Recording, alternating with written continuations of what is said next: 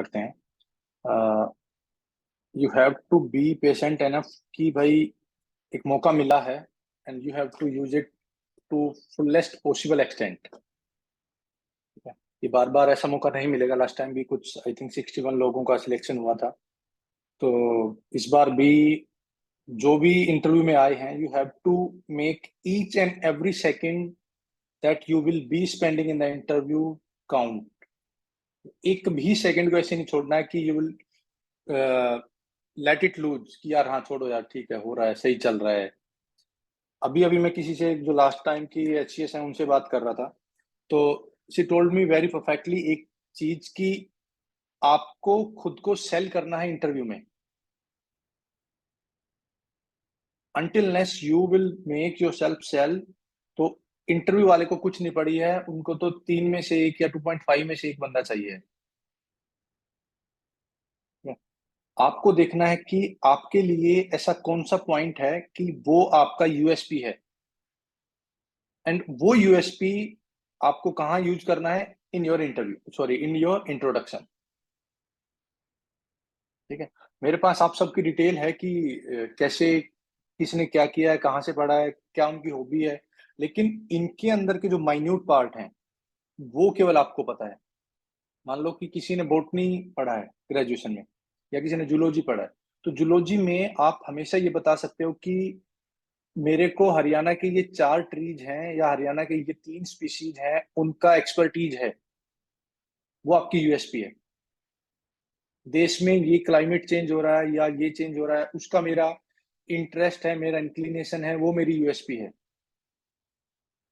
मान लो किसी ने फिजिकल एजुकेशन नहीं पढ़ा है, मान लो, तो फिजिकल एजुकेशन वाला ये बता सकता है कि सर या मैम, आई हैव आइडेंटिफाइड और देखा है कि हम कैसे हरियाणा को एक नेक्स्ट लेवल पे लेके जा सकते हैं इन स्पोर्ट्स। या किसी का खुद का इंटरेस्ट है, तो वो हमेशा बता सकता है कि, या आपसे पूछ लिया कि आप क्या करने वाले हो once you will be in the service और समथिंग, तो यू मस्ट आंसर कि ऐसा काम जो हरियाणा के डेवलपमेंट में, अचीवमेंट में, किसी भी चीज में एक नेक्स्ट स्टेज तक आप लेके जाने में उसको सक्षम होने वाले हो। वो पूछ सकते हैं कि what will be your dream project once you are in the service, and they are well aware कि इस बार जो number of seats of executive हैं वो शायद एक डीएसपी में है, एसडीएम में तो नहीं है, except one I think pH category. ठीक है, लेकिन ऐसा कुछ नहीं है कि एक चीज में है और दूसरी में नहीं है तो they will not ask question on other things. क्योंकि हो सकता है कि जैसे आपका डिटेल तो आप खुद ही बताओगे, उनके पास जो डिटेल रहेगा इंट्रो में वो क्या होने वाला है, आप सबको पता है ये चीज कि उनके पास क्या क्या रहता है। उनके पास डिटेल एप्लीकेशन फॉर्म नहीं होता है यूपीएससी की तरह। ठीक है, उनके पास एक नंबर रहेगा कि this particular individual is coming with this particular identity, और उसके बेसिस पे ही वो आपको इवेलुएट कर रहे हैं। That's why they are asking you for introduction कि यार हाँ, you will tell me, you will let me कि भाई क्या है, हु आर यू, और हु में भी you have to, you do not reveal your identity. अब आप उसको कैसे बोलने वाले हैं, that is up to you. UPSC में या कभी कभार स्टेट्स में भी they use to do one thing कि वो ऐसा क्वेश्चन ऐसे पूछते हैं कि introduce yourself in 1 minute without revealing your identity. In speaking of self in 1 minute वो बहुत बड़ा टास्क है कि मैं ये हूँ वो, तो 10 15 20 सेकंड में खत्म हो जाता है। एक बार रिकॉर्ड करके ना कैमरा में वीडियो बना के देखना कि कितने सेकंड में आप अपना इंट्रो खत्म कर दे रहे हो। 2 इंट्रो आपके होने चाहिए। फर्स्ट वन इज वेरी जो क्रिस्प, जो विद इन 30 सेकेंड और सो आप खत्म कर दोगे, and second one is the longest one, जो 40 सेकेंड, 50 सेकेंड, 60 सेकेंड के आसपास रहने वाला है। उसमें और उसमें कितना डिफरेंस है। जो 60 सेकेंड वाला आपका जो इंट्रो होगा ना, वो आपकी लाइफ हिस्ट्री है कंप्लीट। उसमें आप कितने भी यूएसपी अपने डाल सकते हो, लेकिन जो 30 सेकेंड वाला है उसमें आपको क्रिस्प बोलना है। ये नहीं बोलना है कि मैं इतने इतने इतने बड़े स्कूल से पढ़ के आई हूँ, उसमें ये था, फिर मैंने 10th किया, फिर 12th किया, फिर ग्रेजुएशन किया, फिर पोस्ट ग्रेजुएशन किया। 12th यू कैन टेल कि यहाँ मैंने 12th किया है, इस स्ट्रीम से किया है। अगर आप हरियाणा से बाहर के हैं तो ऑब्वियसली मैं नहीं चाहूंगा कि आप अपनी आइडेंटिटी को रिवील करें कि आई एम फ्रॉम आउटसाइड, ठीक है, तो क्योंकि उनका एक अलग एजेंडा हो सकता है, दे मे जज यू ऑन डिफरेंट स्पेक्ट्रम। अब ऐसा नहीं है इतना, लेकिन स्टिल डोंट रिवील इट, दो they can find out from your accent, सब सब चीजों से। अब इस चीज को खत्म करने का सबसे बड़ा तरीका क्या है कि हरियाणा की factual information you must know better than them. Nitin sir, this question is also relevant in the context of, because Election Commission of India, they have formed a committee for electing the members and also in the context of RTI. तो अगर थोड़ा-थोड़ा आप उनके बारे में specifically बता दें तो that will help more. What was that? I didn't get that. Raghav, Election Commission of India. विनय, हाँ, थैंक यू। ओके, सॉरी यार, पता नहीं कहाँ थे हम।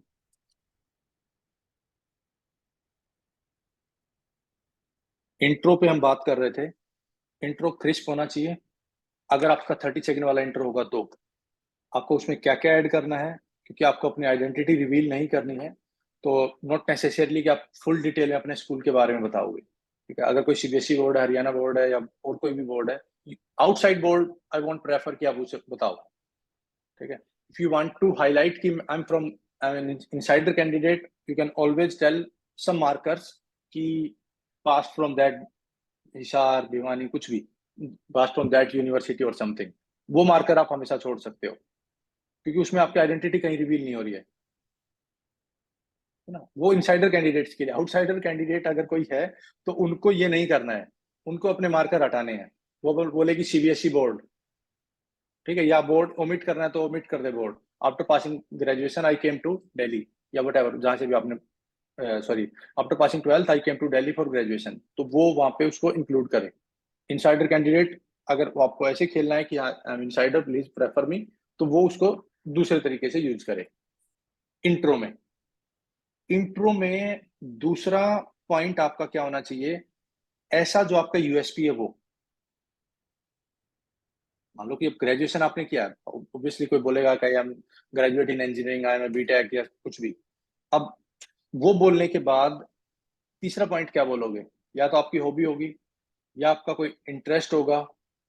जबरदस्ती जब तक पूछा ना जाए तब तक पॉजिटिव नेगेटिव मत बताना, ठीक है। Sir these are my strength and these are my weaknesses, ये 30 सेकंड वाले इंट्रो के लिए नहीं है, या 40 सेकंड वाले इंट्रो के लिए चीजें नहीं है,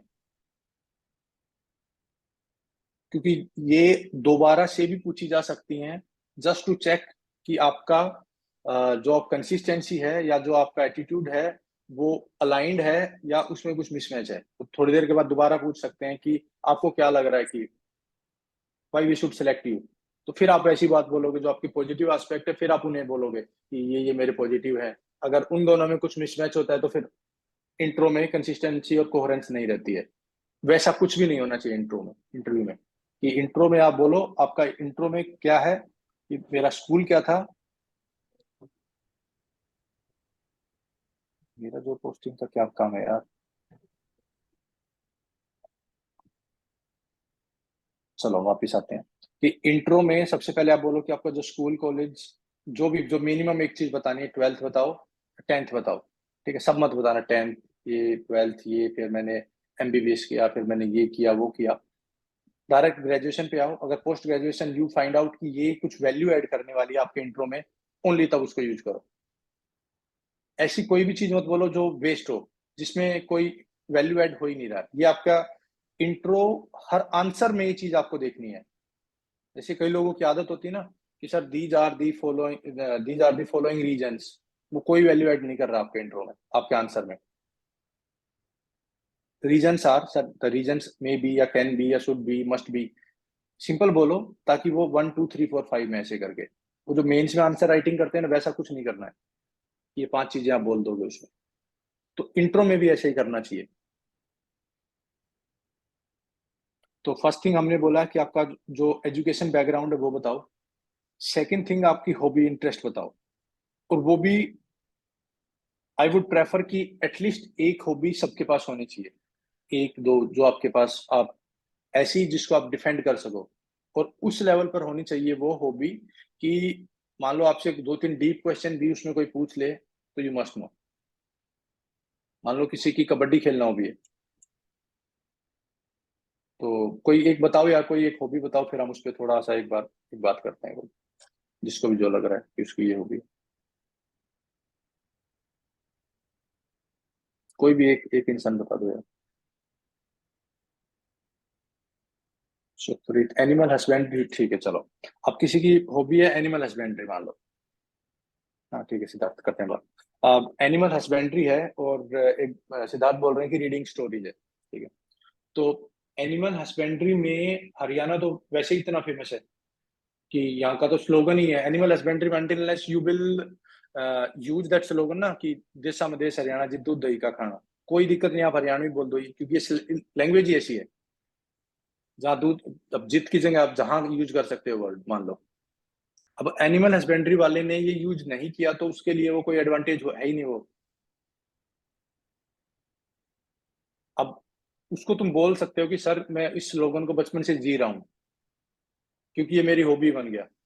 तो अब भी मैं, अगर मैं कभी कुछ, मान लो आप एसडीएम बनते हो, कुछ भी बनते हो, तो वन ऑफ माय प्रायोरिटी की हरियाणा में कैसे हम सॉरी अपनी मुर्रा नस्ल जैसी 10 टाइप की ब्रीड्स को हम और ब्रीड कर सकें। ये मेरा टारगेट है सर, ये मेरे जीवन का अचीवमेंट रहेगा।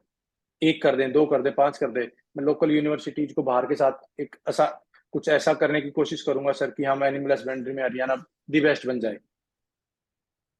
किसी की स्टोरी, वो जो रीडिंग स्टोरीज की बात है, तो मान लो उन्होंने आपसे महाभारत की स्टोरी हरियाणा के कंटेक्स्ट में कुछ पूछ ली और आपको नहीं पता है, तो वो इश्यू है फिर, क्योंकि वो तो इतना बड़ा एक उपनिषद है, ठीक है, काव्य है जो भी है। तो जो भी आपकी स्टोरी है, जो भी आपका, आप कोई बोल देगा कि, एक सेकंड प्रियंका देखता हूँ।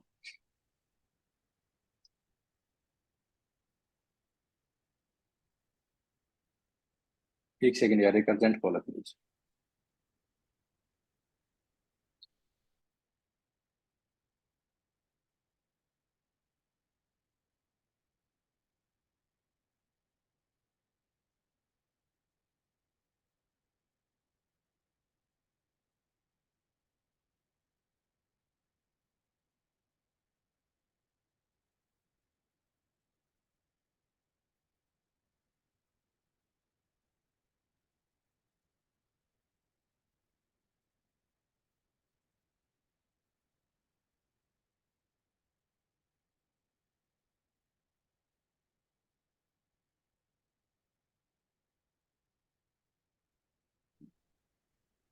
हेलो यार, सॉरी फॉर इंटरप्शन। तो हम थे हॉबी और इंटरेस्ट में, ठीक है, किसी की एक रीडिंग स्टोरीज वाले की बात चल रही थी। तो रीडिंग स्टोरी में मान लो वो पूछ सकते हैं कि कौन सी स्टोरी आप पसंद करते हो, दो तीन, मान लो कि कोई जो फेबल्स हैं या जो फैक्चुअल, ये अपनी क्या होती हैं, एक एक होता है जो रियलिस्ट स्टोरी होती है, और एक जिसको केवल फेबल्स या ऐसे मनगढ़ंत कहानियों की आदत है, ठीक है। तो वो आप कौन सी पसंद करते हो, वो पूछेंगे। फिर कितने जॉनर होते हैं वो पूछेंगे। इंडियन कौन राइटर आपको पसंद है वो पूछ सकते हैं। फॉरेन कौन राइटर पसंद है आपको वो पूछ सकते हैं। ये वाला राइटर ऐसे क्यों लिखता है, हरियाणा का कोई बेस्ट राइटर कौन था। तो वो इन एंड अराउंड उस सब्जेक्ट के आपको सब पता होना चाहिए। अगर वो आपको नहीं पता है तो फिर आप लाइबल हो कि वो आपको कैसे भी मार्क दे सकते हैं। इंट्रो में हम बोर्ड मेंबर को अपना करंट प्लेस ऑफ पोस्टिंग बता सकते हैं कि, हाँ बता सकते हो यार, right now I am doing this this this, बेशक बता सकते हो आप। ये भी आपकी एक यूएसपी है कि जो नेक्स्ट क्वेश्चन उसमें होगा तो दे विल बी आस्किंग कि अच्छा आपने इस जॉब में क्या किया।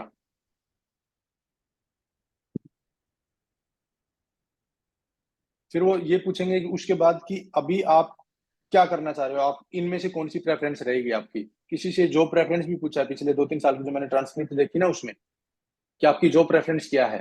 तो फिर आपको जस्टिफाई भी करना है कि कोई चीज सेकंड पे क्यों है। मान लो कोई बोल देगा वो कोई बीडीओ को नीचे रख रहा है, कोई कोऑपरेटिव सोसाइटी को ऊपर रख रहा है, तो ऐसा क्यों है। सर तो आप जैसे सर मैं बोलो पूछ बोलो। सकती हूँ क्या कुछ? हाँ बताओ जैसे बताओ बताओ। सर हम अपना प्लेस ऑफ पोस्टिंग बताएंगे तो हमने इस प्लेस ऑफ पोस्टिंग में जो अचीवमेंट्स लिए हैं, like for like being a district coordinator और नोडल, तो सर हम ये चीज बताएंगे तो बता सकते हैं क्या उन्हें? कहीं हाँ, ऐसा तो उसमें नहीं होगा उसमें दैट आपकी शो ऑफ? आइडेंटिटी रिवील नहीं हो रही ना, वो तो आपकी जॉब का टास्क है। ठीक है सर। आइडेंटिटी केवल रिवील हो रही है आपके नाम में। अब जी इतना कौन गूगल करने जाएगा कि ये यहाँ वहाँ पे किस पोस्ट पे है, और वो कर भी दे तो जी सर। कोई ऐसा एज सच है नहीं। जी सर। तो लेकिन उसमें भी हमेशा you have to be crisp कि उसमें 3 चीजें क्या थी। ठीक है सर। अगर वो 2-3 चीजें आपने 20-30-50 सेकंड में नहीं बताई है तो देन उसका कोई एडवांटेज नहीं है। हाँ जी सर। मान लो कि अगर ये सबके लिए ही है, ये जेनरिक बात है, कि अगर कोई इंटरव्यूअर आपसे जो आपने क्वेश्चन पूछा है, आपसे जो आंसर उन्होंने एक्सपेक्ट किया है और उसको बीच में कट करके वो नेक्स्ट क्वेश्चन में जा रहे हैं, तो इसका मतलब, इसके 2 मतलब है। जी फर्स्ट थिंग कि आप टू द पॉइंट नहीं बोल रहे हो, और सेकंड थिंग, या उन्होंने जज कर लिया है कि आपको, आपसे जो वो एक्सपेक्ट करते हैं आप पहले बता चुके हो। ठीक है सर। ठीक है, सबके लिए इक्वली वैलिड है पॉइंट। तो जी इसीलिए सर। मैं बात बोल रहा हूँ कि जब भी आप म्यूट कर सकते हैं please, कि जब भी आप अपना इंट्रो दोगे तो it has to be within 30 to 40 seconds, और बोल के देखोगे तो 30-40 सेकेंड में बहुत कुछ कंटेंट आप कवर कर सकते हो। जी सर। लेकिन उसमें क्या क्या कंटेंट आपको कवर करना है सबको, वो आपके ऐसा कंटेंट होना चाहिए जो आपकी यूएसपी को दिखाए कि ये आपका यूनिक सेलिंग पॉइंट है। ठीक है। उसमें आप हॉबी बताओ, कुछ ऐसी अतरंगी हो तो बहुत ही अच्छी बात है। कोई बोले कि मुझे वॉल पेंटिंग करना पसंद है, हाँ सर मैं पूरे यहाँ पे हर जगह वॉल पेंटिंग कर दूंगी, पूरे इंडिया में, हरियाणा में, पूरे इंडिया में तो कैसे करोगे, वॉल पेंटिंग कर देंगे हम। उसमें क्या वॉल पेंटिंग करोगे, सर हम वीमेन एम्पावरमेंट कर देंगे, ये तो सब बोल देंगे। अब इससे आगे कोई क्या बोलेगा वो मैटर करता है। ठीक है सर। ठीक है भाई सर। सबके लिए वैसा ही पॉइंट है कि आप इस चीज को कैसे देखोगे कि आप ऐसी चीज बताओ जिसपे इंटरव्यूअर क्वेश्चन पूछने के लिए लायबल हो। देखो यहाँ और यूपीएससी में एक डिफरेंस है यार। यूपीएससी में क्या होता है कि यूजुअली आपने एक क्वेश्चन पूछ आंसर दिया, उसके बाद कोई दूसरा तीसरा कैंडिडेट मेंबर उसी को, अच्छा आपने वी हैव टोल्ड दिस, वहां से क्वेश्चन पिक कर लेता है। यहाँ पे ऐसा कम होता है। हो सकता है कि एक आधा बोर्ड किसी में ऐसा हो जाए, लेकिन हर बोर्ड में ऐसा नहीं होगा। तो सबके अपने फैक्चुअल पार्ट हैं। एक मेंबर पूछेगा, हो सकता है आईआर से पूछ ले, एक मेंबर हरियाणा से पूछ ले, एक मेंबर जो है आपका पब्लिक, जो आपका इंटरेस्ट है, हॉबी है, उससे पूछ ले। तो ऐसे करके ही सब सेग्रीगेटेड है, सब उसी तरीके की प्रिपेयर करके आते हैं। लेकिन ऑफ लेट क्या हुआ पिछले 2 साल में, अगर आप देखोगे कि जो मैक्सिमम कैंडिडेट हैं वो कैंडिडेट हैं those who are preparing for UPSC, तो उनका लेवल भी ऊपर आ गया है। तो वो जो जेनरिक क्वेश्चन थे ना, इसकी कैपिटल क्या है, इसका ये क्या है, जो फैक्चुअल बिल्कुल इन्फॉर्मेशन होती थी, उससे हटके they are asking opinion based questions. तो जो सेकंड एस्पेक्ट होगा इंटरव्यू में, वो होगा how you are tackling your opinion based questions. Don't find it surprise अगर वो आपसे ये बात पूछ लें कि आप किसकी गवर्नमेंट नेक्स्ट टाइम देखना चाह रहे हो हरियाणा में, क्योंकि सेंटर की बन चुकी होगी तब तक, हरियाणा में आप किसकी गवर्नमेंट देखना चाहते हो। वो डायरेक्ट पूछेंगे कि यू आर फेवरिंग बीजेपी और कांग्रेस। इसका कोई बताएगा मुझे क्या आंसर दोगे? एंड इफ दे इंसिस्ट कि you have to pick one,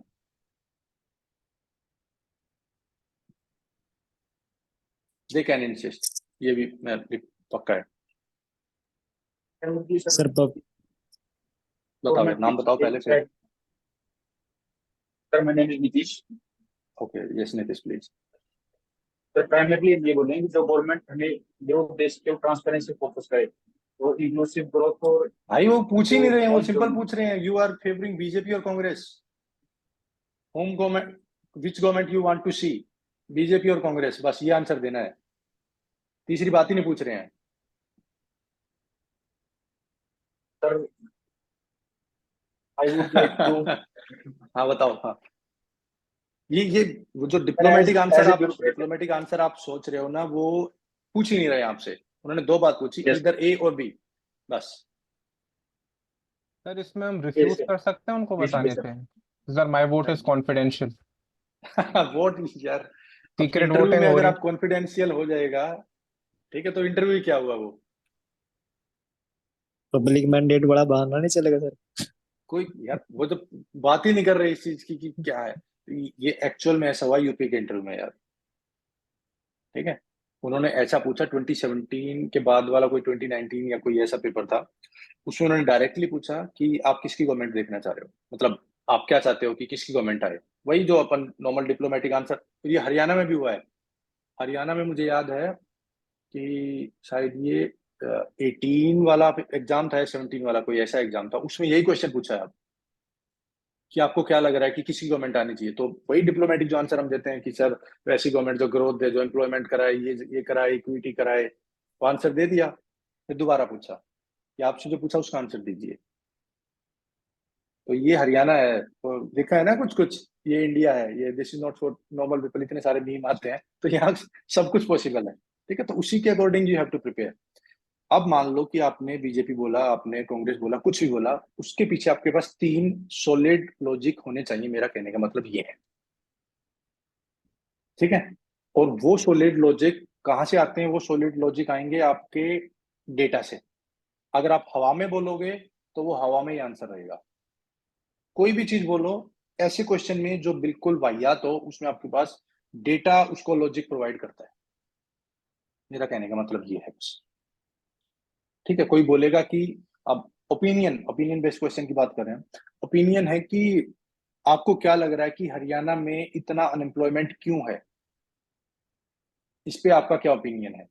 क्या हरियाणा को जो वो 75% वाला वो क्राइटेरिया था उसको स्टर्नली फॉलो करना चाहिए कि नहीं करना चाहिए आउटसाइडर्स को?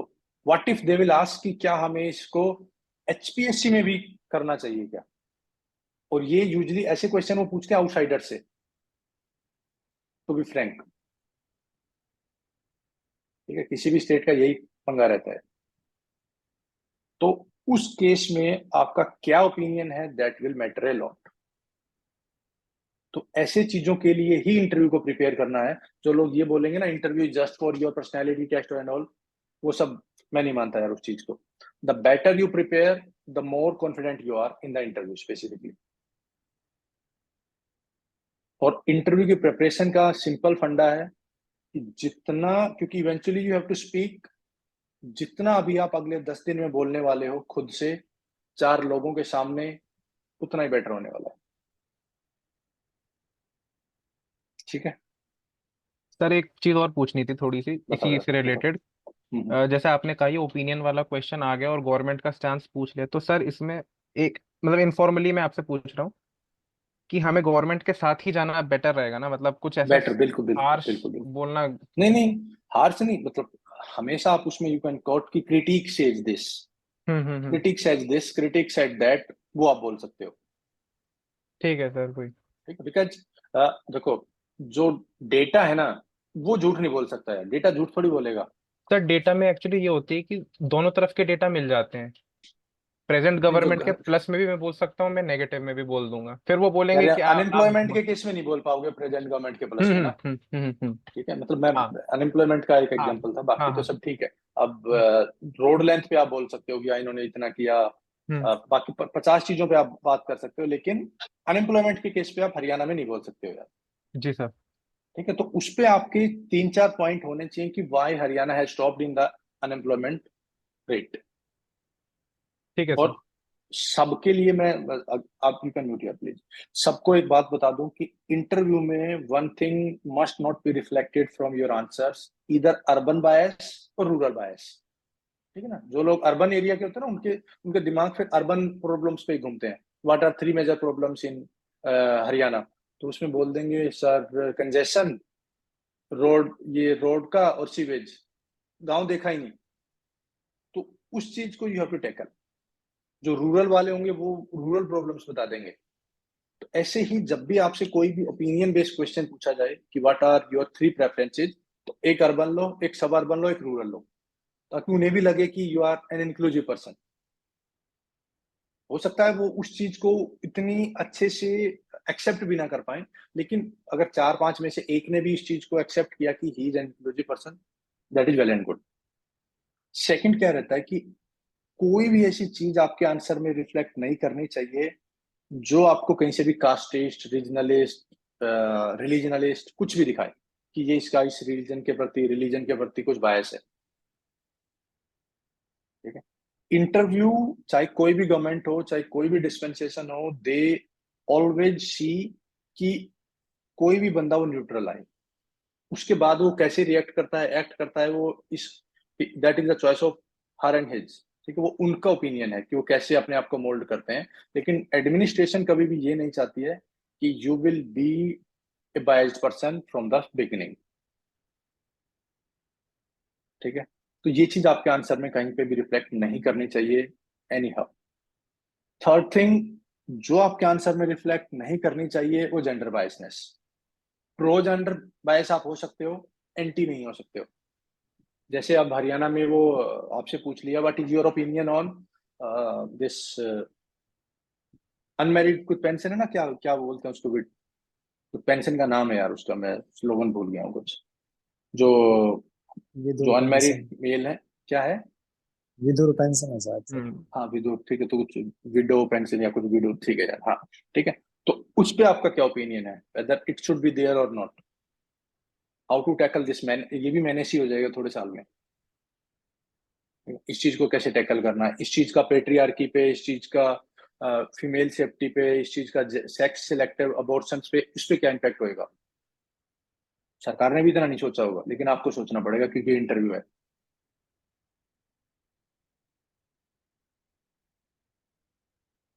ठीक है, हो सकता है सरकार के, आप एक बार उसको एक्ट को देखना, जो उन्होंने कुछ गाइडलाइंस होंगी तो, ठीक है, कि ऐसा क्या होगा। मान लो एक गांव में अगर 10% पॉपुलेशन ऐसी हो जाती है कि जो अनमेरिड है, तो उसके क्या रिpercussions हो सकते हैं उस गांव पे, उस रीजन पे। If if I am recalling it right, तो एक जगह है, दमन है या दीव है, दो में से एक है, वहां पे मैक्सिमम मेल स्पेसिफिक माइग्रेशन होता है। तो वहां का जो सेक्स रेशियो है वो 450, पता नहीं 500 किसके आसपास दिखता है। ठीक है, तो वो वो जो मेल स्पेसिफिक पॉपुलेशन है ना, उसकी वजह से सारा डिस्टॉर्ट हुआ है। लेकिन उसकी वजह से सोशल इश्यूज कितने आते हैं वो देखने की चीज है। अगर गांव में केवल 10-20% ऐसे मेल हैं जो कुछ नहीं कर रहे हैं, जो अनप्रोडक्टिव हैं, या जो जेंडर न्यूट्रल नहीं है, या जो जिनको जेंडर कंसर्न ही नहीं है, तो फिर वायलेंस अगेंस्ट वुमेन बढ़ता है, पब्लिक स्पीयर में भी और प्राइवेट स्पीयर में भी, जहां पे उनके पास होगी। ठीक है, इसलिए आपको देखना है कि क्या ये जो आपने विधुर पेंशन दी है, इट इज ए सोल्यूशन और it may create problems in future. ठीक है, क्या इसका कुछ और ऑल्टरनेटिव हो सकता था क्या, वो चीज आपको देखनी है। कोई भी जब आप आंसर दो, इफ पॉसिबल उसमें long term, short term, remedy या सोल्यूशन, वो सब कुछ इंक्लूड करना है। ठीक है, मान लो कि कई साल से ना वो क्वेश्चन पूछ रहे हैं, जैसे आपके ऑफिस में करप्शन होता है, तो आप उसको कैसे टैकल, सब बोलेंगे सर हम टैकल कर देंगे सर, बड़ा बड़े अच्छे से कर देंगे। करोगे कैसे, कोई बताओ यार, करप्शन इशू को कोई कैसे टैकल करेगा? सबॉर्डिनेट्स हैं सर पहले वो, तो पता करेंगे। सर सर किस पहले पे? पता करेंगे कि चीज हो किस चीज के लिए रहा है। जैसे कोई फेवर के लिए करप्शन हो रहा है या किसी को हरासमेंट किया जा रहा है, किसी से मतलब जबरन वसूली की जा रही है, वो पता करेंगे सर। उसके बाद में जैसे मोस्टली करप्शन ऐसे होता है कि जैसे कोई एनफोर्समेंट विंग है, उसके अंदर तो उस पर जबरन करप्शन करे, आप कहीं पर जाकर करते हो, या कोई सोशल जस्टिस का डिपार्टमेंट है, तो वहाँ ऐसे होगा कि आप कुछ स्कीम के बेनिफिट के एवरेज में आपसे पैसे दिए जाएंगे। तो उसके लिए सर जो सेकंड वाला टाइप है उसके अंदर हम सिटीजन चार्टर इंप्लीमेंट कराएंगे। वहाँ उसके ऊपर हिंदी में लिखा होगा साफ साफ अक्षरों में, शुद्ध मतलब आसान भाषा में, कि इस जो स्कीम का बेनिफिट आपको ये दस्तावेज चाहिए और इतने दिनों में आपको मिल जाएगा।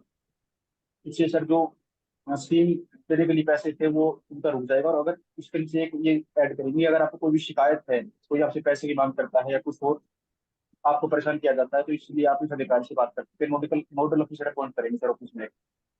एक सर जो जैसे पहले वाला था, कोर्स करप्शन हो गया, तो जिसके अंदर वो कह रही है कि किसी कई बार जाके या कहीं मतलब धक्के से कुछ पैसा वसूली की जा रही है, तो उसके अंदर सर या तो ये एरिया डिसाइड कर देंगे इस एरिया में, या फिर इस टाइप के पर्टिकुलर देखिए रोड में सर उन व्यक्तियों से वसूली की जा रही है। या फिर कोई बंदा जबरन, जैसे कोई शॉपकीपर है, तो या फिर जो जैसे साइज में है, ये कोई दिखे आपको, कोई अंदर ट्रक पकड़ लिया गया, उसके बाद पैसे मांगे जा रहे हैं, तो उनकी जो विंग होती है, जैसे उनके पास जो गाड़ी होती है जो वहां जाती है, जो ऑप्शनल गाड़ी है, या कोई और व्हीकल है, या और मतलब कुछ और भी जिनसे कॉन्टैक्ट होता है, उसके ऊपर हम ये लिखवा दें सर, अगर कोई अधिकारी आपसे पैसे की डिमांड करता है तो एसीबी के पास फोन कीजिए, एसीबी का नंबर है जैसे अपने हरियाणा में 1960 एंटी करप्शन का टीचर प्रमोट करेंगे कि ठीक अगर है। कोई तो भी देखो, अब ये answer you have spoken more than a minute, ठीक है ना। इसमें होगा क्या, मान लो कि किसी भी इंटरव्यू के लिए क्रिस्प आंसर क्यों बोला जाता है कि जितने ज्यादा आपसे क्वेश्चन पूछे जाएंगे ना, उतनी ज्यादा आपकी पर्सनैलिटी की असेसमेंट होगी।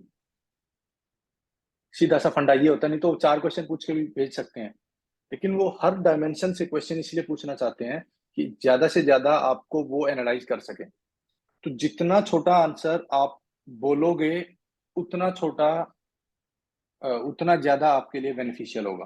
मान लो एक आंसर के बेसिस पे अगर उन्हें जज किया नहीं है, तो यार बोलता बहुत है, करता काम कम है। लेकिन कोई दूसरा आंसर आपने ऐसा दिया होगा that it will be too precise, तो उनके दिमाग में भी डायलेमा होगा, यार अब कैसे जज करें। जहां पे डायलेमा होगा ना, वहां पे बेनिफिट होगा। अगर एकदम उनको क्लियर पिक्चर मिल जाती है, until sir you are very strong personality, तो वो नुकसान के लिए आती है, ठीक है। अगर आपकी पर्सनैलिटी बहुत स्ट्रांग है, तो उन्हें डायरेक्ट क्लियर पिक्चर मिल सकती है, यस ये ही और she has to be in the service, must be in the service. तो 54 55 जो भी मार्क्स लगाने हो टॉप वाले लगाएंगे, ठीक है। जैसे ही उनको डायलेमा होगा ना, तो आप 40 35 के आसपास खेल रहे होगे। अगर आपके फेवर में 2-4 आंसर आते हैं, तो यू विल बी ऑन 45 के वर्ज पे, और अगर नीचे आते हो तो 34 35 30 खत्म। क्योंकि चाहे आपके बहुत रेयर होता है कि आपके बहुत अच्छे मार्क्स आए रिटर्न में, और इंटरव्यू की वजह से आप बाहर हो जाते हैं। तो इसीलिए बैलेंस, ठीक है। 40 50 सेकंड 30 60, मतलब 1 मिनट से ज्यादा का आंसर मत बोलो यार, ठीक है? कोशिश ये करनी, ये चीज अभी जो नेक्स्ट 10 डेज है ना, उसमें इनकलकेट करनी है, और उसको रियल लाइफ में भी इंक्लूड करना है। मान लो घर वालों ने पूछा कि कहाँ जा रहे हो, तो बोलेंगे हम यहीं, ये चीज हटा के कुछ स्पेसिफिक पे आना है, ठीक है। कोशिश करो कि उसमें चाय पीनी, हाँ पी लेंगे, हाँ या ना, ठीक है। तो वो क्या होता है, विद इन नेक्स्ट 10 डेज उसको हैबिट बनाओ, और ये वेरी बहुत पॉसिबल है कि ये जो जो डेली की एक्टिविटीज हैं वो आपको हेल्प करें, ठीक है। मैं 3 इशू पे बात करना चाहूंगा यार, बाकी तो बोलने को तो हम कितना भी डिस्कस कर सकते हैं, ठीक है। पहले हमने बात कर ली है इंट्रो पे, ठीक है। इंट्रो वाले पॉइंट में किसी को कोई क्वेश्चन क्वेरी कुछ है तो वो बताओ यार। Sir, yes please. sir, in my introduction, I want to mention my school name. So, sir, there, if I mention my district like Little Angel School, Sonipat, so Sonipat should not be added here. No. Student भैया, उसको add नहीं करना है, So I क्योंकि can that say is that revealing I. Your identity. और I think कि little angels से भी पता चल जाए कि that is in Sonipat only. So I have completed my schooling from Little Angel School in my hometown, and then I graduated. So can I go like that or not even नहीं, Little home Angel? Town, the moment you will use the word home town, that is you are from Sonipat. हो सकता है 4 में से एक तो जानता होगा। Sir, actually the thing with me is कि हॉबीज भी इतनी नहीं है और पोस्ट ग्रेजुएशन भी नहीं किया है, काम भी नहीं किया है, तो थोड़ा इंट्रो में मतलब कुछ डालने के लिए I want to add it. तो how should I write it then about my चलो इसको स्कूलिंग देन? अपन जब 1 to 1 या वैसा कुछ करेंगे ना, तो विल डिस्कस दिस यार, ठीक है ना। हाँ। सर मेरा भी कॉलेज जो था वो होम टाउन में ही था, तो ऐसे मेंशन कर सकते हैं। नहीं नहीं, मतलब आप कॉलेज का नाम क्यों बोलना है यार। आई am graduate in that stream, ऐसे बोल दो ना। ऐसा कोई बहुत बड़ा कॉलेज हो तो फिर यू कैन टेल कि हाँ IIT दिल्ली है, कुछ ये PGMIR है, कुछ ऐसा हो तो बोल देना यार। मैं वही बात कर रहा हूँ कि until unless it is adding value to your answer, उसका कोई बेनिफिट नहीं है। तो सर वैसी बचता भी चीज नहीं है कुछ आगे।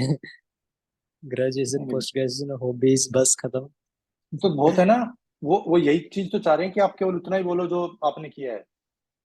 अब मेरे पहले कैसे मतलब वाहियात इंटर होते थे, मैं ये हूँ, मेरे पापा ये हैं, मेरे पापा ये करते हैं, मेरी मम्मी ये है, मेरी मम्मी ये करते। यार उससे क्या मतलब है, it is your interview for their interview. शादी का इंटरव्यू नहीं है, ये जॉब का इंटरव्यू है। तो उसी के पर्सपेक्टिव में हमें बोलना है। मान लो कि आप, जो लोग जिनके पास कुछ भी नहीं है बोलने को, they can always at their favourite subject, they can always add their priorities. Once I'll be in the administration, these will be my priorities. ऐसा किसी ने नहीं बोला है अब कि आप इतना ही खुद को लिमिट कीजिए। आप देखो, फिर वही बात है, अगर मान लो किसी से ये पूछ लिया कि where you will be seeing yourself after 15 years, तो समझ ही नहीं आएगा आप खुद को 15 साल के बाद कहाँ देख रहे हो। मान लो ये क्वेश्चन पूछ लिया, यूपीएससी में बहुत आसानी से पूछे जाते हैं क्वेश्चन, तो हमें समझ ही नहीं आएगा 15 साल, इतना लंबा तो सोचा ही नहीं अभी तक। लेकिन इसी को इंटरव्यू की प्रिपरेशन बोलते हैं यार,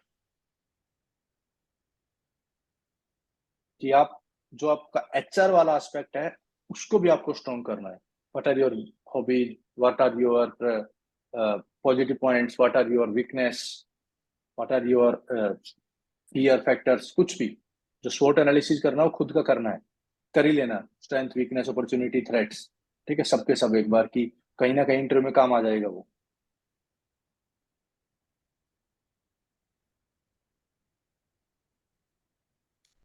जॉब एक्सपीरियंस आई वुड से कि आप बताएं इंटरव्यू में, ठीक है। जॉब एक्सपीरियंस दो चीज बताता है, फर्स्ट थिंग कि you are a mature person, आपको पता है कि हायरार्की में कैसे वर्क करना है। सेकंड थिंग, यूजुअली कोई भी जॉब होती है वो आइसोलेटेड नहीं होती है, you are a team player और समथिंग, वो चीज दिखती है उसमें। ये कोई डिसएडवांटेज नहीं है प्रिया, ऐसा कि आपने कोई जॉब नहीं किया है, मास्टर्स नहीं किया है, तो वो अब खुद में वो है कि ये डायरेक्ट फ्रेश कैंडिडेट है जिनको administration can mould according to their whims, ठीक है, जैसा इंडिविजुअल उनको चाहिए है, they can groom you in that fashion. Naveen के साथ भी शायद ऐसा ही कुछ था। तो हमेशा वो उसको डिसएडवांटेज मान के मत कंसिडर करो। अगर ऐसा ही होता तो केवल 35 साल के ही लोगों को वो सिलेक्ट कर देते कि 35 साल के बाद ही, जैसे टेरिटोरियल आर्मी है वैसे, ठीक है। तो इसको एक ये नहीं मानना है कि आपका हैंडीकैप है, ये आपका पॉजिटिव है, या you are directly coming to this interview in very first chance और सेकंड चांस और व्हाटएवर, ठीक है। उसको डिसएडवांटेज की तरह क्रिएट नहीं करना है।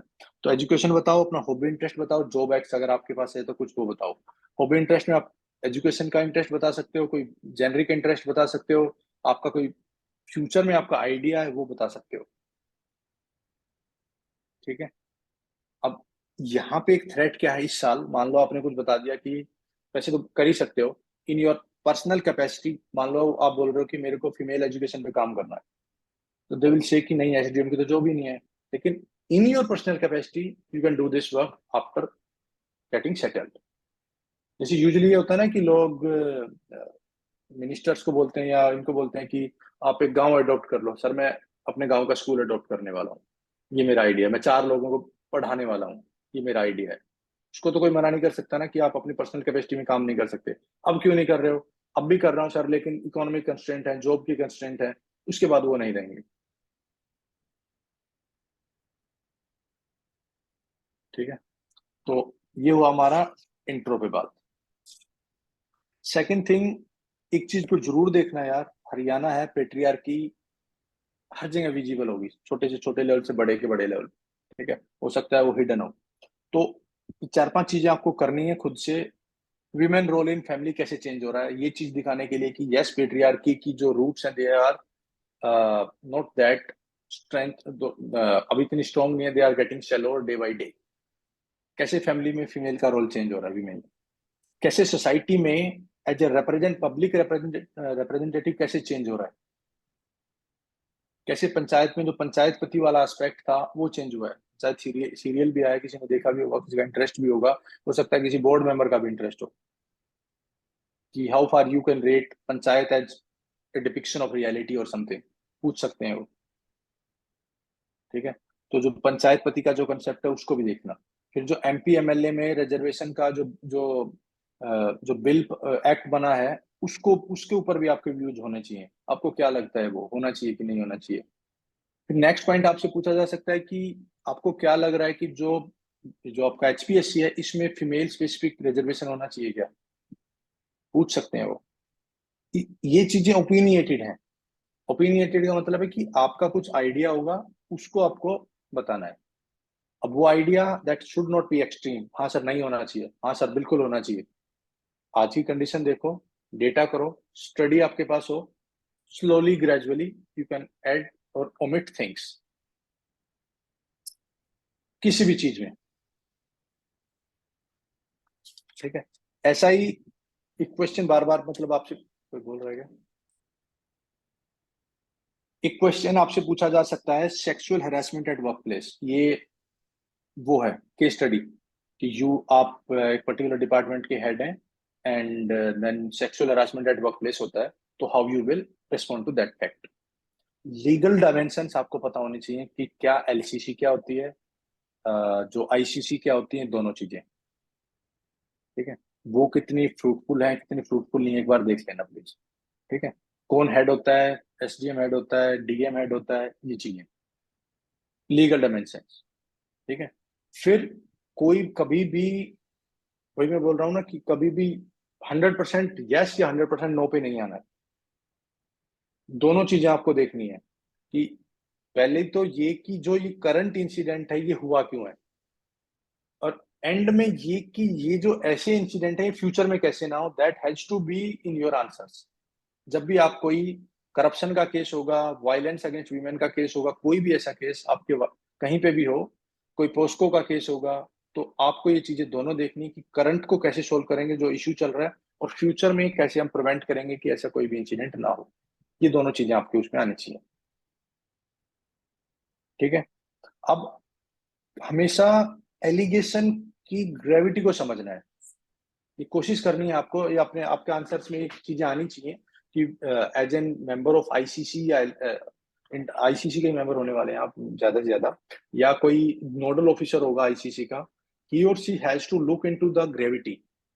फिजिकल अब्यूज है, वर्बल अब्यूज है, मेंटल अब्यूज है, कैसा अब्यूज है, ठीक है। तो आप एक टाइप के अब्यूज को दूसरे टाइप के अब्यूज के साथ मर्ज नहीं कर सकते हो, तो ये आपको आइडेंटिफाई करना है कि किस चीज की ग्रेविटी क्या है, ठीक है। कोई भी नोडल ऑफिसर होगा उसके पास अपने आप को खुद को बॉन्ड नहीं मानना है किसी को भी, ये चीज ब्यूरोक्रेसी में बहुत समझ लो, ठीक है, कि मैं ही सब कुछ कर लूं। एक इंडिविजुअल कुछ नहीं कर सकता, you have to take the help of other organisations also, ठीक है। हरियाणा में हर जगह डिस्ट्रिक्ट वीमेन सेल होगी, वीमेन सेल को लेके आओ, पुलिस थाने होंगे उनको लेके आओ, कोई एनजीओ फीमेल पे काम कर रहा होगा उनको लेके आओ, बिकॉज जैसे ही आप मल्टीपल ओपिनियन को कंसिडर करोगे तो you will be giving a signal कि आप वन मैन शो नहीं हो,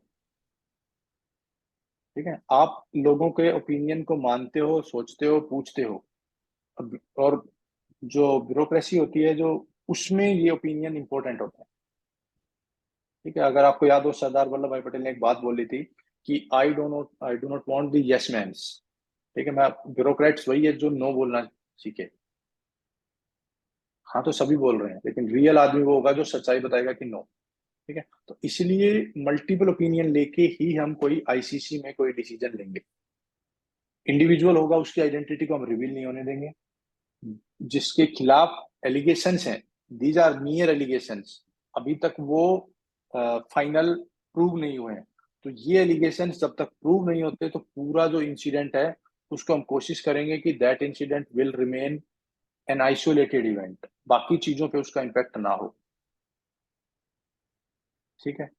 तो दूसरा, अब ये बात तो सभी बोलेंगे कि भाई ये ऐसे ऐसे कर देंगे, फिर दूसरा आपको ये बताना है कि और क्या करने वाले हो कि फ्यूचर में ऐसा कोई इंसिडेंट ना हो, उसमें आप क्या करोगे, ठीक है।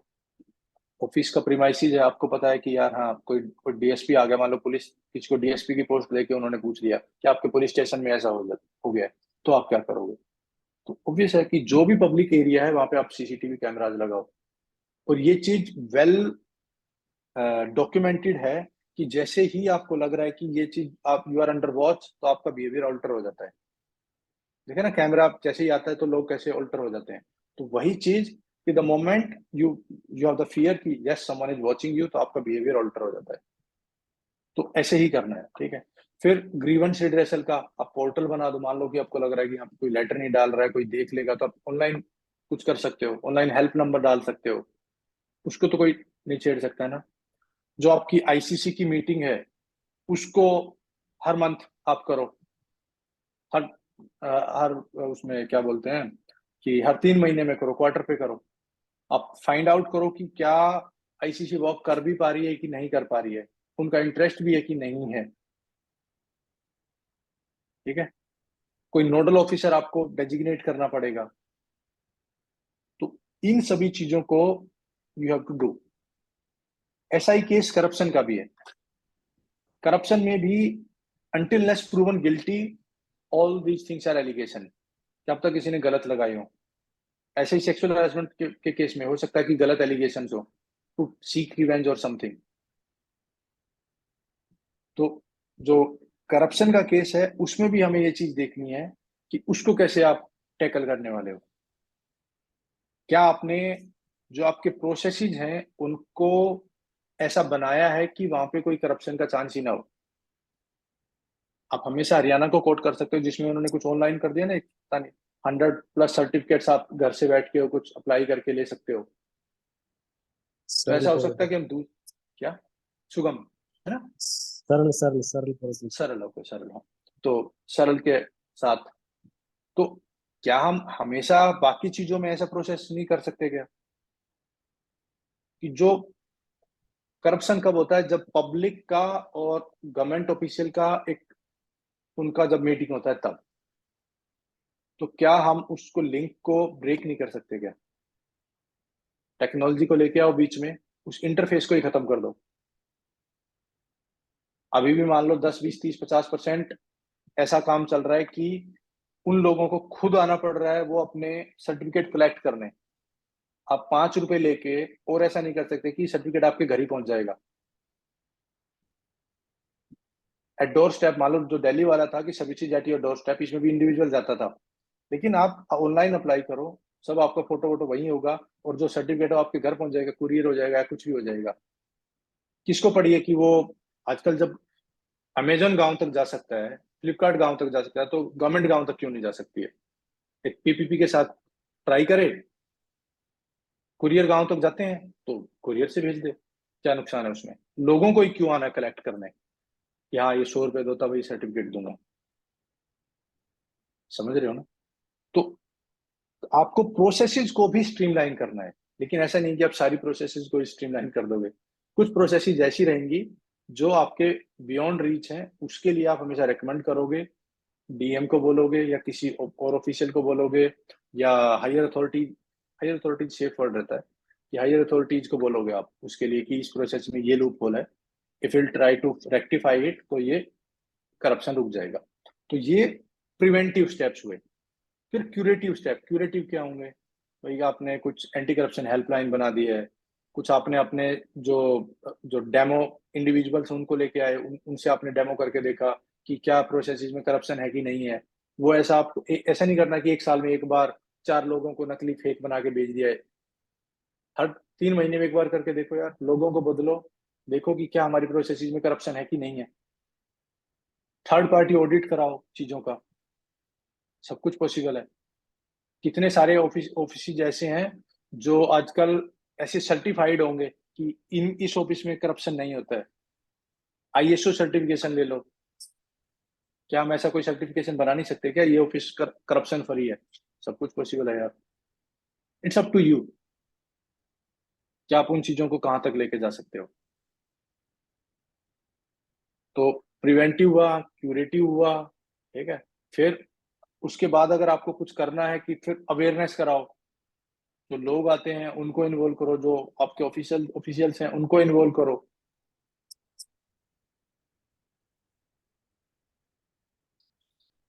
तो कोई भी ऐसा काम जिसमें आपको लग रहा है कि इसमें short term, long term, preventive, curative ऐसे स्टेप्स आ सकते हैं, उन चीजों को लेके आओ। लेकिन इंटरव्यू में unless you are prepare beforehand, वैसी चीजें नहीं आती हैं। लेकिन खुद से कुछ नहीं आ जाएगा कि हम अपना एक स्ट्रक्चर बना के चले जाएंगे, हर आंसर को वहीं बोल देंगे, नहीं। अगर आपने यहाँ बोले हैं तो आप वहां बोल पाओगे, नहीं तो नहीं बोल पाओगे। ये फिक्स है इंटरव्यू का यार।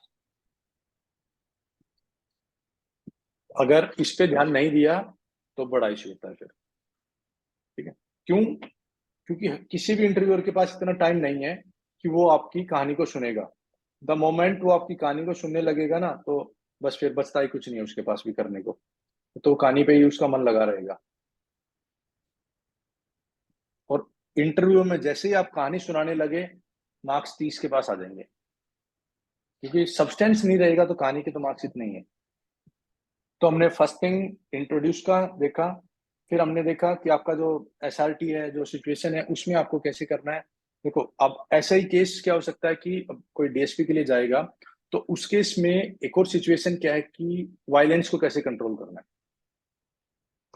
ठीक है, तो एक एसओपी वायलेंस के लिए, इसमें भी ऐसा ही है।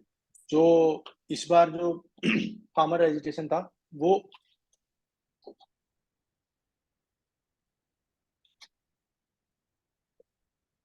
कॉपी कैट मॉडल है बिल्कुल, कि अगर आपने उसको किया तो सब हो जाएगा।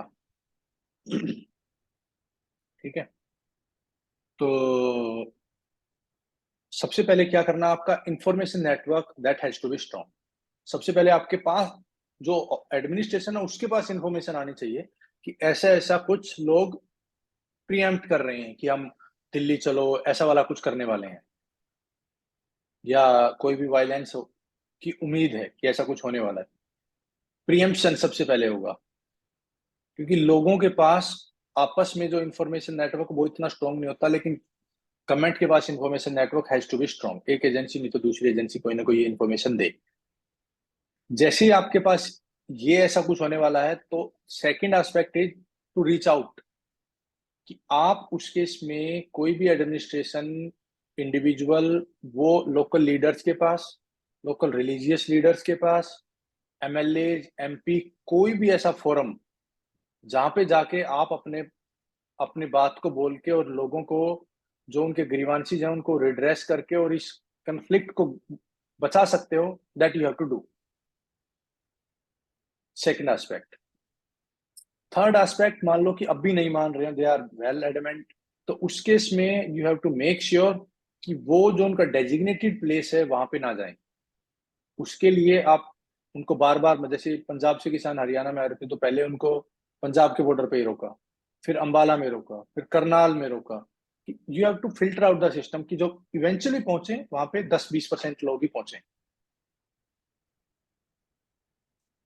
तब भी अगर वो लोग पहुंच गए हैं, अब भी मान ही नहीं रहे हैं, वायलेंस है, तो वहां पे आपने ऑलरेडी अपना स्ट्रक्चर खड़ा कर रखा होगा, बैरिकेडिंग होगी, डाइवर्जन होगा, जो क्योंकि एग्जिस्टिंग ट्रैफिक होगा उसको कहीं डाइवर्ट करना है, जब वो लोग आ रहे हैं उनको 4 जगह डाइवर्ट करना है, तो उस चीज पे आपको ध्यान देना है। अब मान लो कि वो लोग वहां पे आ गए हैं, वहां पे आके फिर आपको दोबारा से कोशिश करनी है कि you will be dealing with that situation. Again जो उनके रिप्रेजेंटेटिव हैं उनसे बात करें कि जो ये हो रहा है ये सही नहीं है, आपको हमारी बात सुननी चाहिए, और आप बताइए आपके क्या ग्रीवेंसीज हैं दोबारा से। इसको बोलते हैं टाइम बाइंग स्ट्रेटेजी। आपको टाइम बाई करना है उस पे, उस कंडीशन में। क्या होता है कि एक हर इंसान का ना एक थ्रेशोल्ड होता है, या मॉब का भी एक थ्रेशोल्ड होता है, एक टाइम के बाद वो ठंडी हो जाती है। तो उस टाइम पे आपको टाइम बाई करना है कि वो जो कन्फ्लिक्ट है उसको आप अवॉइड कर सकें, तो कुछ टाइम के लिए डिले कर सकें। तो वो जो डिले स्ट्रेटजी है उसको यहाँ पे आपको अप्लाई करना है। देखा होगा आपने कितनी बार जब फार्मर एजिटेशन था, कभी कोई मिनिस्टर बात करने जा रहा है, कभी इस मीटिंग से बात कर रहे हैं, कभी उससे बात कर रहे हैं, वो टाइम बाई कर रहे थे। क्योंकि जब बहुत ज्यादा एंगर होता है तो उस टाइम पे सबसे ज्यादा वायलेंस होता है। तो उस एंगर की सिचुएशन को ही आपको थोड़ा वीक करना है वहां पे। ठीक है, तो अब भी लोग नहीं मान रहे हैं, अब भी वायलेंस पे उन्होंने ठान रखी है। तो फिर आप जो वैसी स्ट्रेटजी है कि मान लो कि आप वो बताओ कि आप सभी के ऊपर सीसीटीवी कैमरा है, तो जो ऐसे डरने वाले होंगे तो वैसे ही भाग जाएंगे। ठीक है, मीडिया आपको देख रही है, हम आपके फोटो ले रहे हैं, ड्रोन से आपकी मॉनिटरिंग कर रहे हैं, कौन किस गांव का है, कौन कहाँ का है, सब पता चल जाएगा। फिर आपका बाद में वायलेंस कोई और कर रहा है, नुकसान नाम आपका आएगा। तो और हरियाणा ने वो एक्ट भी पास किया है ना, कुछ ऐसे जो डेमोलिशन, जो प्रॉपर्टीज का जो नुकसान करते हैं। हाँ, कुछ एक एक्ट है, उसको भी देखना है यार। पब्लिक प्रॉपर्टीज का कोई नुकसान कर रहा है तो उससे वो भी कराएंगे, तो वो भी उनको बताने का है। उसके बाद भी नहीं कोई मान रहा है, वायलेंस पे उन्होंने ये 4 घर जला दिए, गाड़ियां तोड़ दी हैं, फिर आपको, आपके पास कोई स्टांस नहीं बचता है। फिर आपको टीयर गैस के बाद भी अगर कोई और फायर करना, हवाई फायर करो, और तब भी कोई नहीं मान रहा, तो फिर लाठी चार्ज या ये सब पहले ये करने हैं, सब छोटे मोटे, गोली नहीं चलानी है, क्योंकि वायलेंस ब्रीड्स वायलेंस, ये पक्की बात है। 4 को चोट लगेगी, वो 4 को और मारेंगे, ठीक है। उसमें से भी जैसे आपको पता है कि यार इनका मेन लीडर ये है, जैसे वो रास्ते में आ रहे हैं उसको वहीं से अप्रीहेंड करके उठा लो, ठीक है। मान लो कि आपने कोई अंबाला से दिल्ली को ही आ रहा है, तो आपने अंबाला से वो जैसे आएंगे, जिस व्हीकल में आएंगे, पहले वो इन्फॉर्मेशन आपके पास होगी कि इफ पॉसिबल तो जो उनका मेन लीडर होगा हम उसे पकड़ लेंगे। याद होगा 1942 गांधी जी और जो जितने मेन लीडर थे सबको उठा लिया था एक झटके में। तो क्यों उठाते हैं? मेन लीडर के बाद जनता को समझ नहीं आता अब क्या करें, तो वो टाइम बाइंग स्ट्रेटजी होती है सारी। फिर उन्हें बोलेंगे तुम वायलेंस मत करो, उसको छोड़ देंगे, पहले सबसे जो उनका छोटा नेता होगा उसको छोड़ेंगे, सबसे मेन वाले को तो पता नहीं कब छोड़ते हैं, ठीक है। कश्मीर कितने दिन तक लोगों को लॉकडाउन में रखा, हुर्रियत, वो नेता पहले छोटे छोटे चिंदी को छोड़ते गए। तो ये जो स्ट्रेटजी है इवेंचुअली वही काम करती है। वायलेंस में अगर आपने टाइम डिले कर दिया ना उस पर्टिकुलर इंसिडेंट का, दैट इज योर विन। और अगर वो फुल मूड में, फुल स्विंग के साथ अगर कोई वायलेंस एक्टिविटी होती है, वो ग्रेव है, उसको फिर मैनेज करने में उतना ही एफर्ट लगता है। और एक चीज को ध्यान रखना है कि कोई किसी को डीएसपी बना के अगर ये बात करेंगे ना, तो जब प्रॉपर वायलेंस हो जाता है तो उस टाइम पे फिर हमें ये चीज नहीं लगने देनी चाहिए कि यस, कि एडमिनिस्ट्रेशन फेल हो गया है। मान लो आपको 50 आदमी दूसरी जो साइड बाई डिस्ट्रिक्ट है वहां से भी पुलिस बुलानी पड़े, तो ट्राई टू उसको भी बुलाओ, लेकिन ऐसे कभी भी पोर्ट्रे नहीं होना चाहिए कि yes we have overtaken the administration. जैसे ही वो होगा तो फिर जो ऐसे फ्रिंज सीटर्स है ना, फेंस सीटर, वो भी कूद जाते हैं उसमें,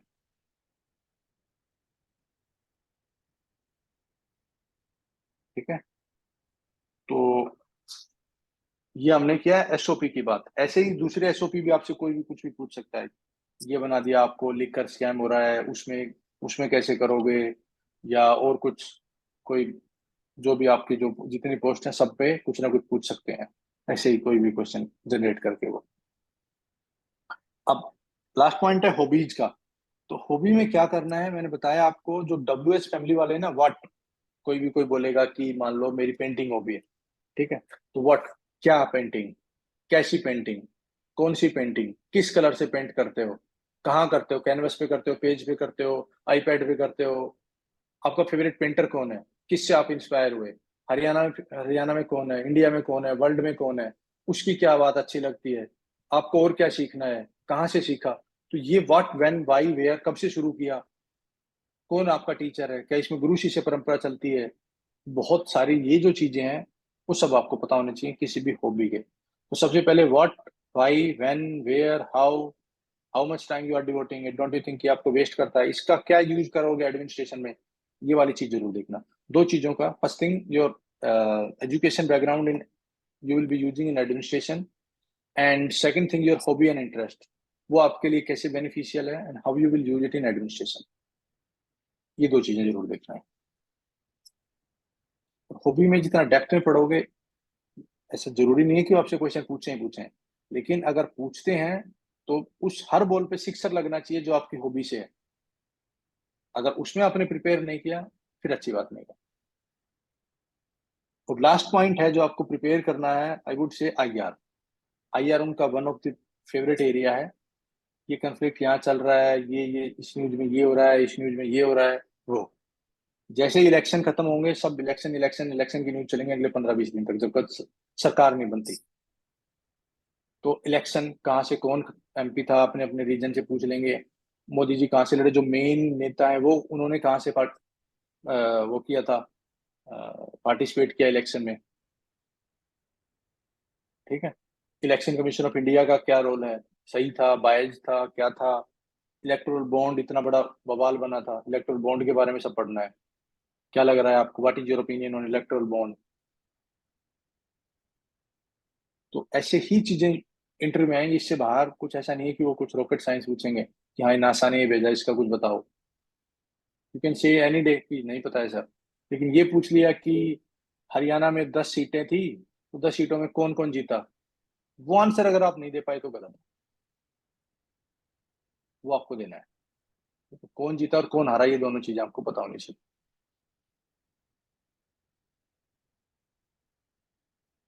ठीक है, अब आई थिंक इतना ही काफी है। इसके अलावा अगर आपको कोई पर्सनल क्वेरी है तो you can ask now. Sir इन चार पांच चीजों में, इन 5 चीजों में। हाँ सर जैसे बोले सवाल एसओपी बताइए आपने कि जैसे किसान दिल्ली की तरफ मूव कर रहे थे, तो उसके अंदर तुमने टाइम बाय कर लिया, तो इसलिए रोक लिया, पहले धीरे धीरे रोकते चले गए, किसी से बात कर ली, किसी से वो कर लिया। अब सिमिलर इंसिडेंट नूह में हुआ था, नूह में वायलेंस हुई थी मंदिर में, तो या करने के लिए कब वायलेंस हुई थी टाइम, तो उसके लिए क्या एसओपी होनी चाहिए? तो उसके लिए इंटेलिजेंस फेलियर था ना यार, इंटेलिजेंस को पता ही नहीं चला कि ऐसा कुछ हो रहा है। जी दूसरी चीज उसमें क्या थी कि दोनों ग्रुप के रिलीजियस लीडर्स इन्वॉल्व थे, उनको उनसे बात ही नहीं की कि आप मत करो ये इवेंट, अभी 4 दिन बाद कर लो, 10 दिन बाद कर लो। जी। दो आदमी मान लो कि शायद शिवलिंग पे कुछ पानी चढ़ाने की बात थी, तो शिवलिंग पे एक आदमी भी जाके पानी चढ़ा सकता था, 10 भी चढ़ा सकते थे, ये 4,000 50,000 लेके जाने की क्या जरूरत थी। तो हमेशा हमें देखना है कि क्या करने से वो पर्टिकुलर इंसिडेंट मेलो डाउन हो सकता है। क्योंकि आप ये नहीं बोलोगे ना कि शिवरात्रि तो आज ही आई है, मैं आज ही पानी चढ़ाना है, तो बाद में तो नहीं चढ़ा सकते हो। तो उस दिन एक आदमी चला जाए, 2 चले जाएं, आपके रिप्रेजेंटेटिव बता दो सब, वो चले जाएं, रेदर देन कि सब आदमी वहां पे जाएं। क्योंकि एडमिनिस्ट्रेशन का प्राइम काम ये नहीं कि लोगों के रिलीजियस इश्यूज को वो करना, हर्ट करना या उन्हें फुलफिल करना। हमारा मेन काम है एडमिनिस्ट्रेशन को चलाना, वायलेंस कंफ्लिक्ट वो नहीं होना चाहिए। Yes sir. एक सर जैसे कि हॉबी पर्टिकुलर है नहीं sir?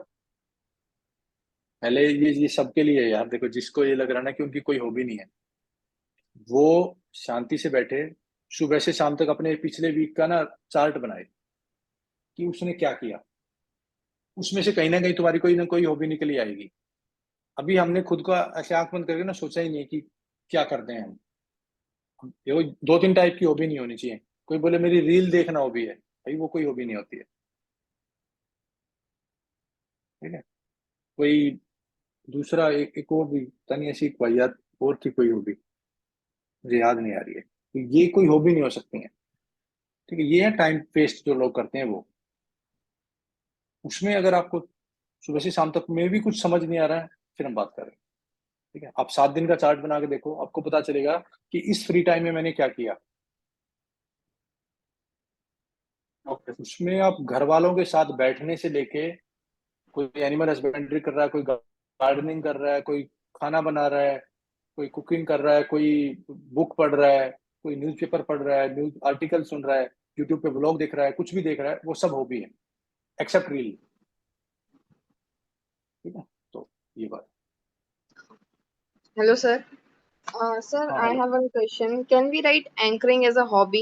Like I used to do it during my college and school times, but it has been a while that I have done it last. But still, that is something like I prefer or I like. मतलब write तो नहीं है वो, you need not write some anywhere ना, वो तो पूछने वाले हैं नहीं कि where you will be writing it. तो it is partly your interest यार। ऐसा नहीं है कि you are doing the anchoring on day to day basis, हाँ, yes, sir. It is Right. Your interest. ठीक है, the moment as and when I got the opportunity I would like to anchor in the events and all. तो sir फिर ये hobby में जैसे नहीं आएगा? हॉबी में नहीं आएगा ना। हॉबी क्या होती है कि वो आप डेली बेसिस पे उसको हर second day, third day, fourth day उसको आप करते हो, हम्म। तो ओके। वो है आप। Okay sir, okay. सर एक बार बता दीजिए एथिकल डिलेमास वाले क्वेश्चंस को कैसे हैंडल करें, अगर वो मतलब चूज करने को बोल दें कि आपके पास ये ऑप्शंस है तो आप क्या चूज करेंगे। एक सेकंड यार, ये 2 क्वेश्चन इनको देख लें।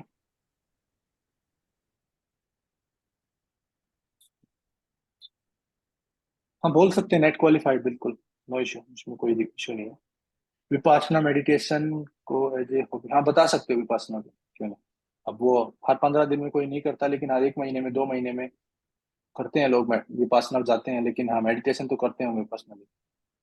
ऐसा कुछ नहीं है, कोई स्टैंडर्ड सेट नहीं है कि you have to pause at least 10 second 15 second, ऐसा कुछ नहीं है। लेकिन ऐसे अब्रप्ट नहीं दिखना चाहिए। मान लो अब्रप्ट कब दिखता है कि who is the prime minister of India, sir Narendra Modi, तो वो गैप होना चाहिए कि सामने वाले ने क्वेश्चन पूछा और आपने 2-3 सेकंड का 1-2 सेकंड का पॉज लिया, फिर आपने आंसर दिया, ठीक है। और जैसे मैंने तो नरेंद्र मोदी बोल दिया, लेकिन इंटरव्यू में ऐसे नहीं बोल सकते हो आप, ठीक है। तो ऑनरेबल पीएम इज, ठीक है, ऑनरेबल चीफ जस्टिस, ऑनरेबल सब कुछ ये लगाना है, ऑनरेबल सीएम, ये चीज ये एटिकेट्स हैं। अगर वहां पे ऐसे ही बोल दिया ना, तो हु इज योर एमपी बोल दिया, मान लो who is your MP elect, sir Jaswant Singh, कौन जसवंत सिंह भाई, वहां पे श्रीमती, ये जो साइनेजीज हैं, जो ये सफिक्स हैं, इनको यूज करना है वहां पे, ठीक है। तो अब बताइए यार, सॉरी क्या क्या क्वेश्चन था, कुछ डायलेमा का बात थी ना, क्या डिलेमा है, हाँ सर, वो क्या एथिकल एथिकल डायलेमा वाले जो क्वेश्चंस होते हैं, जैसे जैसे। वो क्लासिक क्वेश्चन है कि आप इंटरव्यू देने आ रहे हैं और आपने देख लिया कि कोई बीमार, मतलब किसी के चोट लग गई है एक्सीडेंट में, तो आप उसकी हेल्प करेंगे या फिर इंटरव्यू देने आएंगे, वैसे टाइप वाले क्वेश्चन। नहीं पूछते यार ये इंटरव्यू में ना, मतलब अच्छा। यहाँ, हाँ यहाँ नहीं होता ऐसा कुछ, ठीक है।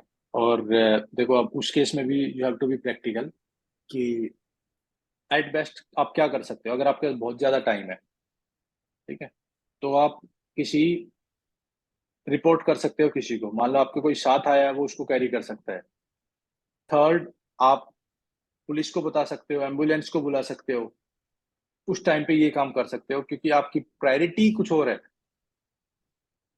It is out of your concern for public safety या be a good human being, आप वो काम कर रहे हो। ये जो क्लासिकल केस है, उसमें भी ये चीज जस्टिफाई करना मुश्किल हो जाता है कि नहीं नहीं, मैं तो जॉब को छोड़ के, आदमी की जान प्यारी है। You will be doing more good to the society if you will be a good public servant rather than saving an individual life at that moment only. मान लो कि अगर आप बीडीओ ही हो, ठीक है, तो भी आप ज्यादा काम कर दोगे। तो उस चीज को उस तरीके से ना ही देखो तो बेटर है यार, कि ऐसा कोई क्लासिकल क्वेश्चन पूछते हो, नहीं पूछते हैं ये वाले, ठीक है। उसमें आपकी प्रायोरिटी क्लियर है कि सर जो मैं उस टाइम पे कर पाऊंगा वो मैं करूंगा। अगर हॉस्पिटल नजदीक है तो मैं, अगर मेरे पास टाइम अलाउ कर रहा है तो मैं जाऊंगा। अगर सर मैं खुद नहीं जा पाऊंगा तो मैं पुलिस को, एम्बुलेंस को करूंगा। अगर तब भी कुछ नहीं हो पाएगा तो मैं कैब करके उस इंडिविजुअल को, या जो भी वो होगा उसमें उसको बैठा दूंगा, रिक्शा में, किसी भी चीज में फर्स्ट सीपीआर कर दूंगा, जो जो मैं कर सकता हूँ उस मोमेंट पे कर दूंगा सर। लेकिन क्योंकि मेरे लिए भी ये इंटरव्यू वेरी बहुत क्रूशियल है, तो मुझे वो भी देना है, तो उस टाइम पे मैं जो कर सकूंगा वो मैं कर दूंगा। आपको या कोई नॉन होगा, आस पड़ोस में होगा, उसको बुला लूंगा, क्योंकि हरियाणा रिलेटेड एक बात पूछेंगे, ठीक है, रिलेटिव होगा तो वहां पे उसको बुला लूंगा, वो उसको ले जाएगा। लेकिन इवेंचुअली आपको with in time frame interview पे पहुंचना है। मेरा ये पर्सपेक्टिव है यार, तब इसमें मतलब और भी सर, कुछ हो सकता है। बहुत ज्यादा हाँ। हीरो वाली आंसर देने की नहीं जरूरत करना है, नहीं करना है यार, हाँ, ठीक है क्योंकि सर। वो, हाँ वहां पे हीरो बनना ही नहीं है यार किसी भी चीज में ना, हम्म। हीरो नहीं बनना है, बिल्कुल सही, अच्छा वर्ड है ये। ठीक है सर। एनीथिंग एल्स यार?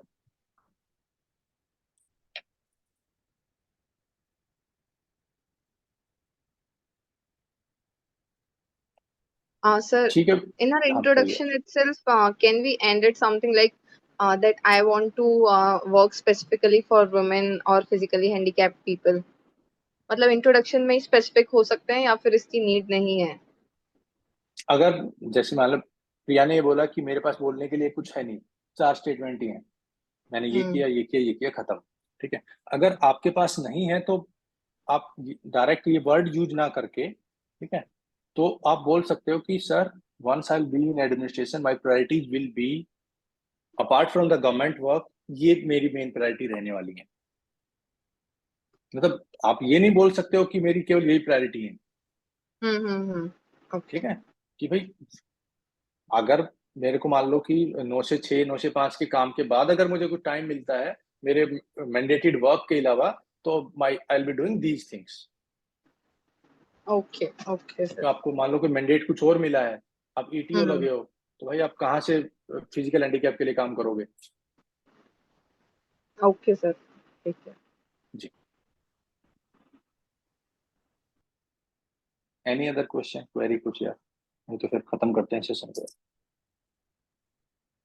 सर जैसे मेरा डिपार्टमेंट है अपना एक्साइज लेजिस्लेशन डिपार्टमेंट है, उसमें पोस्ट मेरी क्लर्कल है।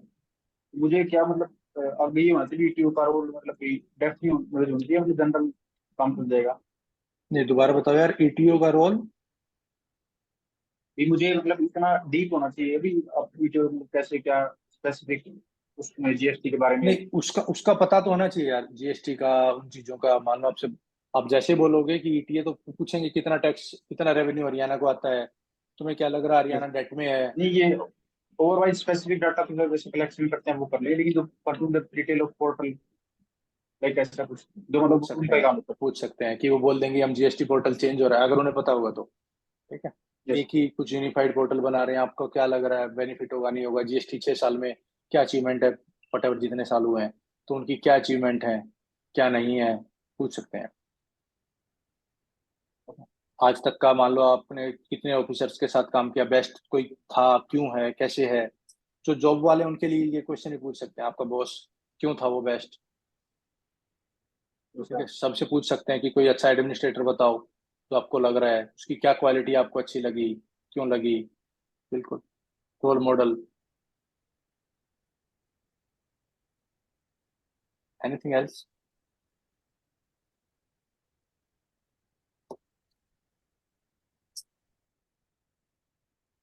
चलिए फिर, all the very best. I think will be meeting again सून। कुछ मॉक वगैरह में हम करते हैं बात यार, ठीक है? उससे पहले अगर कुछ 1-to-1 का कुछ सेशन हो सके तो हम उसको भी ट्राई करेंगे। ठीक है, तो all the very best Vinay sir. Thank you. Thank you sir. चलो यार, ओके, ठीक, बाय बाय।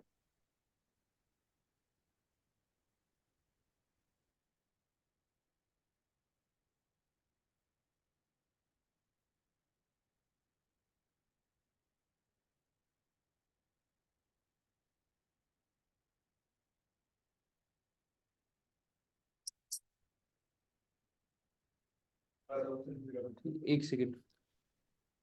हाँ ठीक रहा भाई, सेशन हो गया।